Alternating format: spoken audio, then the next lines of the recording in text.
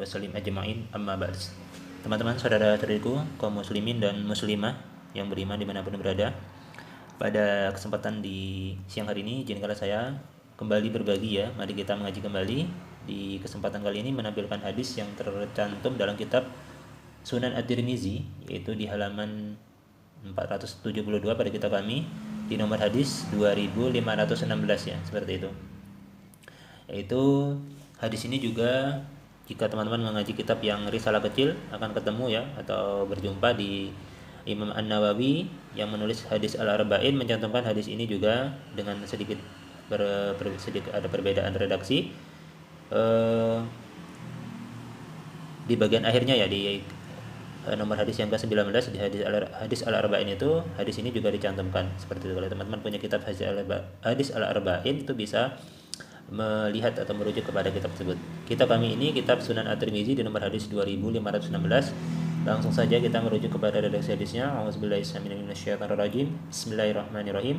Dari Ibni Abbasin, jadi dari Ibni Abbas atau Abdullah bin Abbas radhiyallahu anhuma, qala kuntu khalfa Rasulullah sallallahu alaihi wasallam yauman faqala ya gulamu inni muallimuka kalimatin. Jadi Rasulullah mengajarkan kepada Ibnu Abbas, wahai anakku ya, gulam.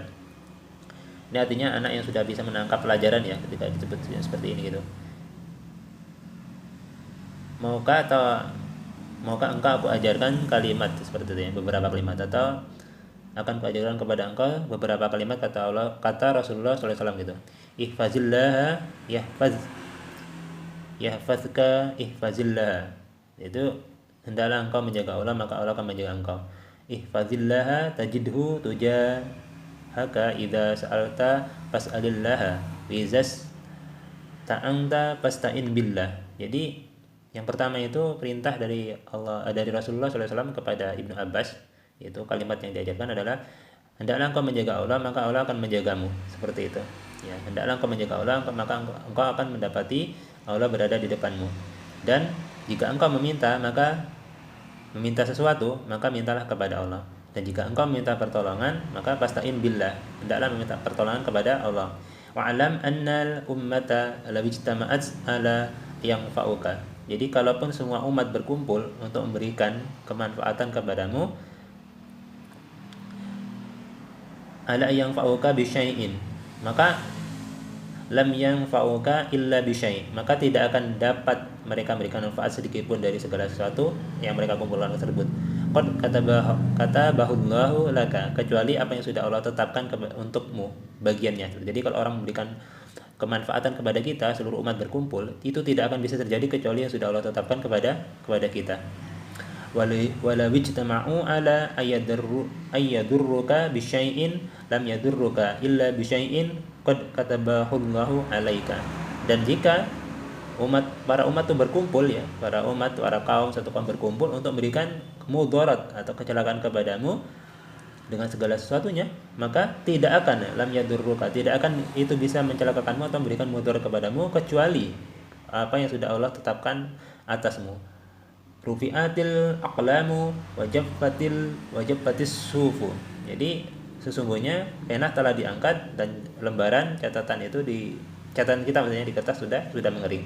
Hadis ini sahih, diriwayatkan juga oleh Sahih Imam Al-Bukhari di nomor hadis 2669. Ini sebenarnya pembahasan tentang akidah ya. Maka saya pernah mendapat nasihat dari guru saya, kalau hadis Al-Arba'in itu isinya penguatan akidah ya. Ada kitab yang lain juga tentang misalnya Nasha'ihul Ibad, itu membentuk kepribadian. Jadi teman-teman bisa memilih ya, kalau mau ingin membentuk kepribadian yang baik, maka bisa merujuk kepada membaca salah satunya di antaranya kitab Nasha'ihul Ibad yang ditulis oleh Imam An-Nawawi Al-Bantani Al-Jawi. Nah, kalau hadis Al-Arba'in tadi ditulis oleh Imam An-Nawawi Ad-Dimashqi gitu ya, dari Damaskus, seperti itu. Jadi teman-teman sekalian, sebelum saya akhiri pembahasan ini, kita jangan pernah takut dengan sesuatu apapun kecuali kepada Allah Subhanahu wa taala. Maka kita jaga Allah, hukum-hukum Allah, maka Allah akan menjaga kita. Kita menjaga Allah, maka kita akan mendapati Allah selalu ya. Pengabulan apa yang kita minta itu selalu di hadapan kita. Ketika kita meminta, kan Allah akan sudah berikan. Kalau kita meminta sesuatu, mintalah kepada Allah Subhanahu wa taala dahulu sebelum kepada orang lain.